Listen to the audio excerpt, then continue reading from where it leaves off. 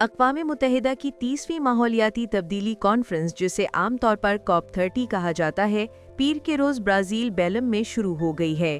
مقامی حکام کے مطابق کانفرنس کا مقصد ماحولیاتی تبدیلی کے خلاف جدوجہد کو ایک بار پھر عالمی ترجیحات میں ایک مرکزی نقطے کے طور پر شامل کرنا ہے۔ افتتاحی تقریب میں COP29 کے صدر مختار بابایوف نے کہا کہ گزشتہ برس آذربائیجان کے دارالحکومت باکو میں ہونے والی ماحولیاتی کانفرنس میں طے کیے گئے اہداف کے حصول کے لیے عملی اقدامات کیے جائیں۔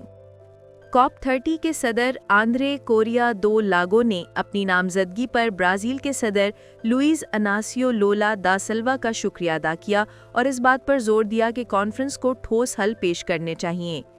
کوریا دو لاگو نے اس بات کو اجاگر کیا کہ حالیہ رکاوٹوں کے باوجود دنیا بھر کی آبادیوں کے معیار زندگی میں بہتری کا سلسلہ جاری رہنا چاہیے۔ انہوں نے کہا کہ سائنس، تعلیم اور ثقافت وہ راستہ ہے جس پر ہمیں آگے بڑھنا ہے۔ انہوں نے کہا کہ ماحولیاتی تبدیلی کے خلاف جنگ میں یقینی طور پر پیش رفت کثیر الجہتی تعاون سے ہی ممکن ہے۔ توقع ہے کہ کانفرنس میں ماحولیاتی موافقت، منصفانہ منتقلی اور پیرس معاہدے میں طے شدہ عالمی توازن پر عمل درآمد سمیت کئی موضوعات پر غور کیا جائے گا۔ COP30 اجلاس کی انتظامیہ کے مطابق کانفرنس 21 نومبر تک جاری رہے گی، جبکہ 190 سے زائد ممالک اور خطوں کے وفود کانفرنس میں شرکت کے لیے رجسٹر ہو چکے ہیں۔